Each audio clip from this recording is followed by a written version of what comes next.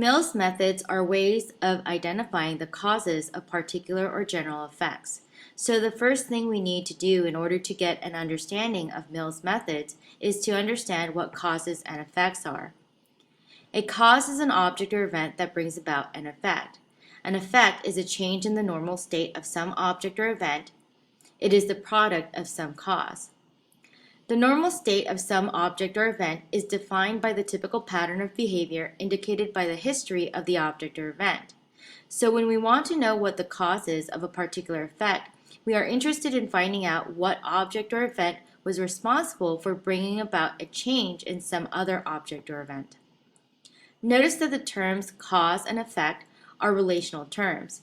They are defined in relation to each other. You cannot have a cause without an effect, and you cannot have an effect without a cause.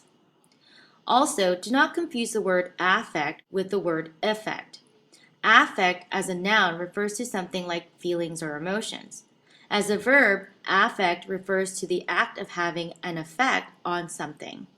Causes affect objects or events, but by doing so, they bring about certain effects. Now, these are very general definitions for causes and effects. They may seem to suggest that causes and effects are very simple, but this is far from the truth. Cause-effect relationships can involve many factors. Consider, for example, a scenario in which a rock was thrown at a window and the window was broken. Now, you might think that this case provides a simple example of a cause and an effect. The rock is the cause and the window breaking is the effect. However, would the rock alone account for the breaking of the window? Wouldn't we also have to consider the weight of the rock, the velocity or speed the rock was traveling when it hit the window, the angle at which the rock was thrown, the density of the window, and how the rock actually came to be thrown at the window? All of these factors may also be regarded as causes of the broken window. These various causes constitute a causal network. Every effect occurs within a causal network. A causal network is a set of conditions that bring about an effect. However, in ordinary life as well as in the sciences, we are often concerned with identifying the precipitating cause of an effect. The precipitating cause is the object or event that is directly or immediately involved in bringing about an effect. It is sometimes referred to as the immediate cause. In such cases, we are interested in either the sufficient condition that brought about the event or the necessary and sufficient condition that brought about the effect. I will discuss causes in terms of necessary conditions, sufficient conditions, and necessary and sufficient conditions in the next slide. However, before we get to those concepts, I want to discuss remote causes. Although in most cases we are interested in precipitating causes, sometimes we are interested in remote causes. A remote cause is something that is connected to the precipitating cause by a chain of causal events. The best way to understand a remote cause is by considering it to be an object or event that eventually led to the precipitating cause bringing about some effect. For example, consider the recent happenings with George Zimmerman. Many individuals were upset about the jury verdict, and one reason that was cited was that George Zimmerman proceeded to follow Trayvon Martin even after Zimmerman was advised to stay in his vehicle. Zimmerman's act of following Martin is a remote cause of Martin's death. Zimmerman following Martin is linked through a causal chain of events to the eventual death of Trayvon Martin.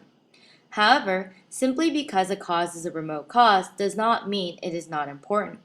A remote cause may be understood as a necessary condition, a sufficient condition, or a necessary and sufficient condition, depending on the causal relationships involved in the causal chain that link the remote cause to the precipitating cause. As mentioned, causes may also be understood in terms of necessary conditions, sufficient conditions, and necessary and sufficient conditions. We actually discussed these three conditions when we spoke of conditional statements. If you recall, a conditional statement, which is typically put in the form of if X then Y, has an antecedent and a consequent. Furthermore, in some cases, the antecedent and the consequent will be related such that the antecedent is the sufficient condition for the consequent, and the consequent is the necessary condition for the antecedent. Furthermore, when we spoke of biconditionals, which are typically put in the form of X if and only if Y, we discussed how the x and y are both necessary and sufficient conditions for each other. Now, when we spoke of these three conditions within the context of conditional statements, the necessary condition was the condition that was required in order for the consequent, which is the sufficient condition, to obtain. And the sufficient condition was the condition that would guarantee that the antecedent condition, which is the necessary condition, would obtain. A condition x that was both necessary and sufficient for y was a condition that was both required for y to obtain and would guarantee that y would obtain. Causes in terms of necessary conditions, sufficient conditions, and necessary and sufficient conditions are very similar to understanding these three conditions in terms of conditional statements. The only difference is that we use the language of causes. A necessary condition as a cause is a condition that must be present in order for an effect to occur, but does not alone bring about the actual occurrence of the effect. A sufficient condition as a cause is a condition that will definitely bring about the effect, but it is not the only condition that can bring about the effect. There are other conditions that may bring about the effect.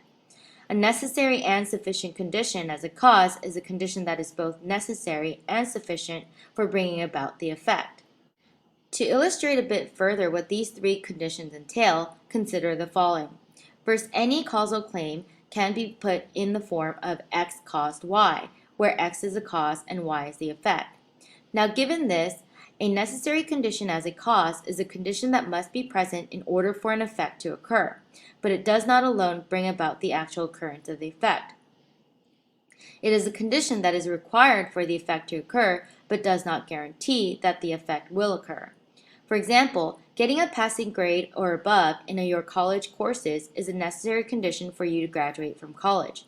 You need to get at least a passing grade to graduate, but that alone will not guarantee that you will graduate. For example, if you fail to appropriately fill out graduation forms, you will not graduate even if you received a perfect 4.0 GPA. So getting at least a passing grade in your college courses is a necessary condition, but not a sufficient condition for graduating college. A sufficient condition as a cause is a condition that will definitely bring about an effect, but it is not the only condition that may bring about that effect. There are other conditions that may bring about the same effect. For example, getting convicted of drinking and driving in Arizona is a sufficient condition for landing Jane in jail. If anyone gets convicted for drinking and driving in Arizona, you will go to jail. Arizona has a zero-tolerance DUI law where everyone convicted for DUI will spend at least 24 hours in jail. However, being convicted of DUI in Arizona is not the only crime that will land Jane in jail. There are many other crimes that Jane will go to jail for if she were to be convicted of committing them. For example, first-degree murder. So being convicted of a DUI in Arizona is a sufficient condition to land Jane in jail, but it is not a necessary condition. A necessary and sufficient condition as a cause is a condition that is both necessary and sufficient for bringing about the effect. It is a condition that is required for the effect to occur, as well as a condition that will guarantee that the effect will occur. For example, being admitted to the bar in the United States is a necessary and sufficient condition that causes Jane to become a lawyer in the U.S. It is both necessary and sufficient because one needs to be admitted to the bar in the U.S. in order to become a lawyer in the U.S. So it is a necessary condition, and getting admitted to the bar in the U.S. guarantees that one is a lawyer in the U.S., so it is a sufficient condition. Although it may not guarantee that one will always be a lawyer. A lawyer can always be disbarred in some future time. Now that we have an understanding of what causes and effects are and how they may relate to each other in terms of necessary conditions, sufficient conditions, and necessary and sufficient conditions, let us turn to Mill's 5 methods of identifying the cause of an event.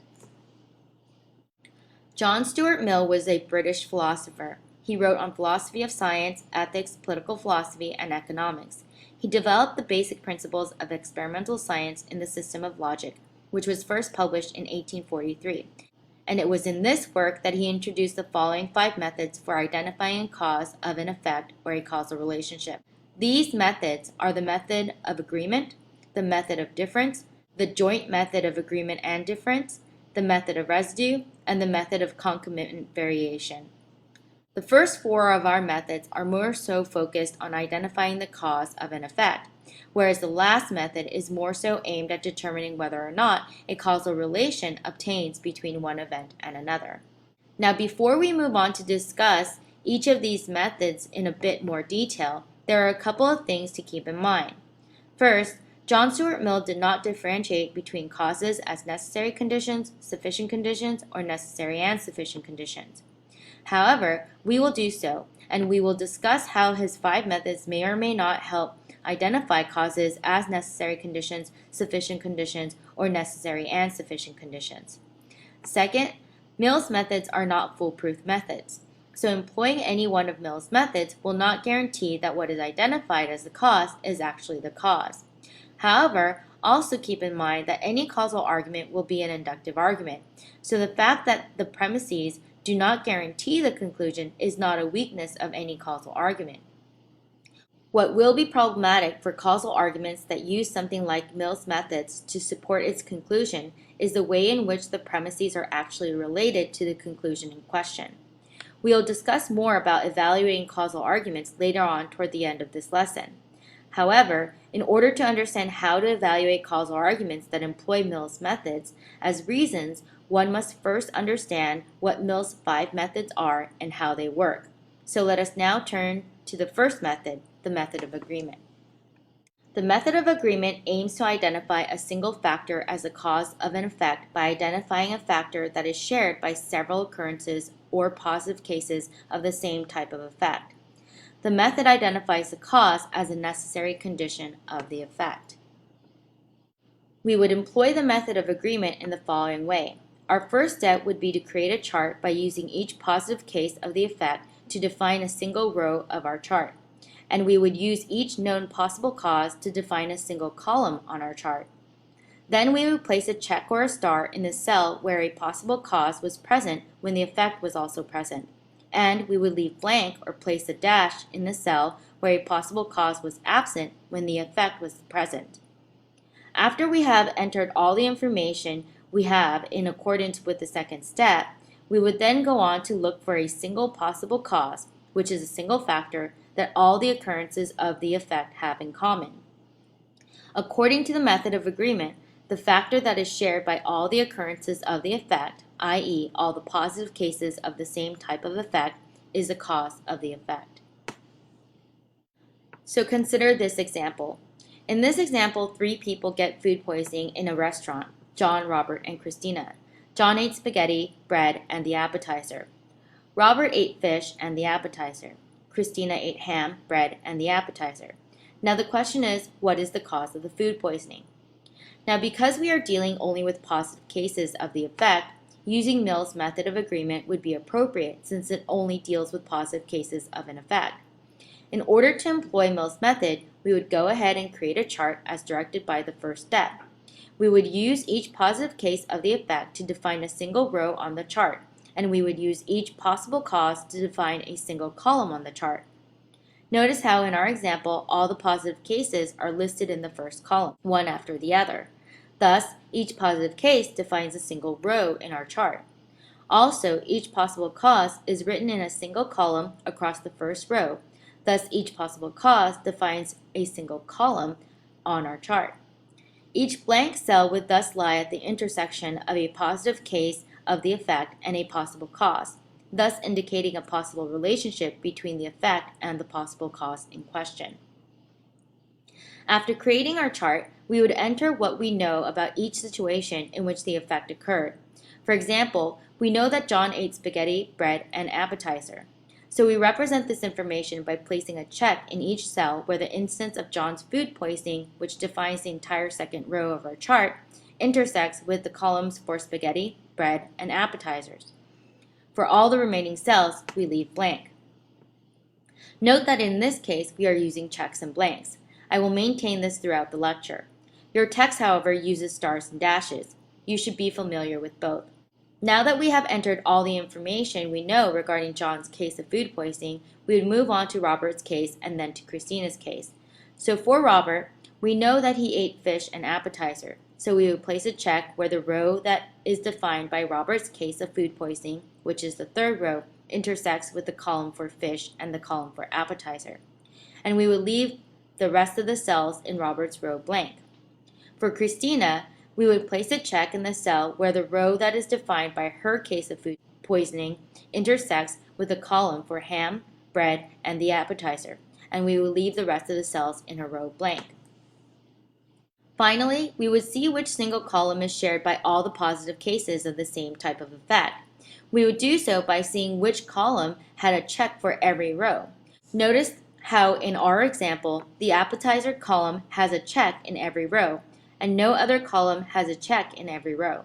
So the appetizer would be identified by this method of agreement as the cause of the food poisoning. Furthermore, although not specified by Mill himself, the method of agreement identifies the cause as a necessary condition rather than a sufficient condition or a necessary and sufficient condition. Thus, given Mill's method of agreement, we may infer that eating the appetizer is required in order for one to get food poisoning at the restaurant, but we would not be able to infer that eating the appetizer alone would guarantee that someone would get food poisoning. In other words, we could not infer that the appetizer was a cause as a sufficient condition. The reason for this is that the method of agreement only deals with positive cases of the same type of effect. Such evidence alone can only support inferences about what would be a necessary condition. In order for us to have evidence to support the claim that the appetizer was a sufficient condition, we would need to make sure that there are no cases where someone ate the appetizer but did not get sick. The reason for this is that the sufficient condition is defined as the condition that will guarantee whatever it is that the sufficient condition is a sufficient condition for. So if among the cases where no one ate the appetizer, we also find that no one got sick, then we can conclude that the appetizer was also a cause as a sufficient condition. But if we were to find a case among the negative cases of the effect where someone did not eat the appetizer but they also got sick, then we would be able to effectively eliminate the appetizer as a sufficient condition, since the case where someone ate the appetizer but did not get sick would be proof that the appetizer would not guarantee the effect of the food poisoning, thereby making it impossible for the appetizer to be a sufficient condition. Thus, the method of agreement only identifies the cause as a necessary condition because it is only concerned with all the positive cases of the effect and what they have in common. It does not consider instances that may or may not prove the cause to be a sufficient condition. It does not consider negative cases of the effect in question. The method of difference, on the other hand, does consider such cases, so let us turn to the method of difference. However, before doing so, let me make one note. In most cases, the method of agreement would be employed only because no information is available regarding negative cases of the effect. As with any of the 5 methods, you need to first look at what kind of information you have to work with before you decide on which method you would employ. The method of difference aims to identify a single factor as the cause of an effect by identifying a single factor that is present in a single positive case and absent in a single negative case. Also, both cases are exactly the same in every other way, except for the absence and presence of a single factor. So the method of difference is restricted to only 2 cases, one positive case of the effect and one negative case. Also, the 2 cases that are used by the method of difference should be very similar in every way except for one. Furthermore, the method of difference identifies the cause as a sufficient condition of the effect. In order to employ the method of difference, we want to first create a chart by using the positive case of the effect to define a single row and the negative case of the effect to define another single row. Then we use each known possible cause to define a single column. Notice how this is different from the method of agreement. For the method of agreement, we only use positive cases of some type of effect. Here, we are using both a positive and a negative case of the effect in question. Also, since we are only dealing with one positive and one negative case of the effect, we are not dealing with types of effects. We are instead dealing with a particular effect. Our second step is to place a check or star in the column where a possible cause was present for any of the 2 cases, and leave blank or place a dash where a possible cause was absent for any of the two cases. Finally, we look for a possible cause which is assumed to be a single factor that is present in the positive case but absent in the negative case. According to the method of difference, this factor that is present in the positive case but absent in the negative case will be the cause. Let us see how these steps would work in practice. Consider our example here. John and Robert went out to eat. John got food poisoning and Robert did not. John had hamburgers, french fries, tea, and pie. Robert had hamburgers, tea, and pie. Now, what is the cause of John getting food poisoning? In order to employ the method of difference, we first set up the chart as indicated by the first step. Note that the actual procedure for setting up the chart for the method of difference is pretty much the same as the procedure for setting up the chart for the method of agreement. The differences are that for the method of difference, we are including both positive and negative cases of the effect, and we are only working with a total of 2 instances. But how and where we place each case and each possible cause within the chart is essentially the same as the method of agreement. So you can see that each instance, one positive and one negative case, will define a single row, and each possible cause will define a single column.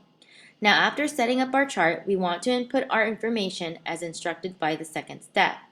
Here too, the actual application of the second step is pretty much the same as the second step for the method of agreement. You place a check or a star where a possible cause was present during either the negative or positive case of the effect, and you leave a blank or place a dash where a possible cause was absent for either the negative or positive case of the effect.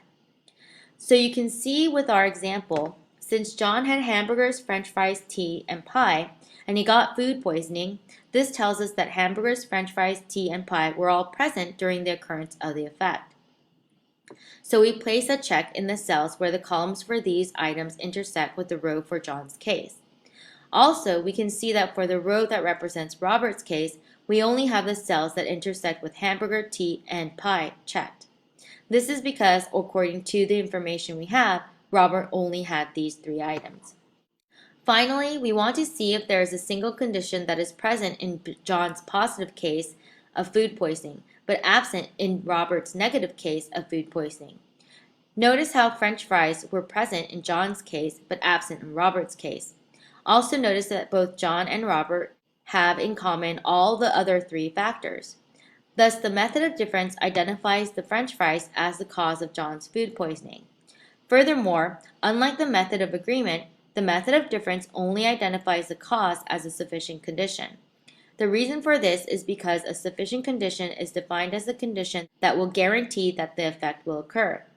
So if we have evidence that a positive case of an effect has everything else in common with a negative case of the effect, except for a single factor, then by elimination we can infer that the single factor alone brought about the effect.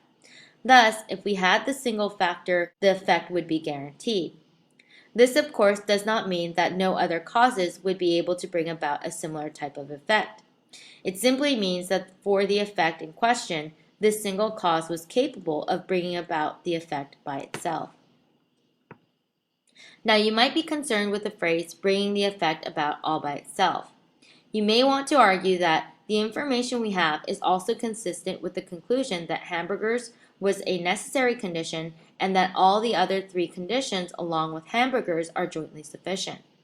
Given only the information regarding the 2 cases, this is a reasonable argument to make, and it brings out one of the limitations of Mill's methods. One assumption that all 5 methods makes is that there is only a single factor that is the cause of an effect. So Mill's methods overlook the possibility that causes that are involved are more complex than single factors. One lesson to take home from this is to regard Mill's method as a starting point for determining the cause of an effect, rather than regarding these methods as procedures that will lead to decisive conclusions.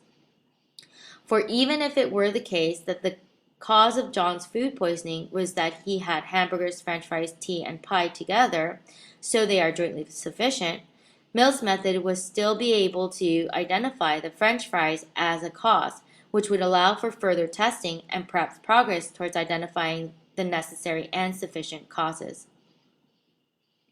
However, you should also note that if we take into consideration pre-existing knowledge about how one gets food poisoning, we can eliminate the explanation that all 4 food items were necessary and jointly sufficient.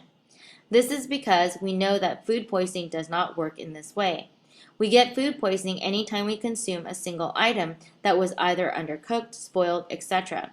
So even though the method of difference is not able to eliminate the explanation that food poisoning was jointly caused by all 4 food items, we were able to do so by accessing our background knowledge about the world.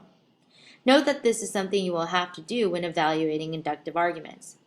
Now, with this in mind, let us move on to the next method of identifying causes.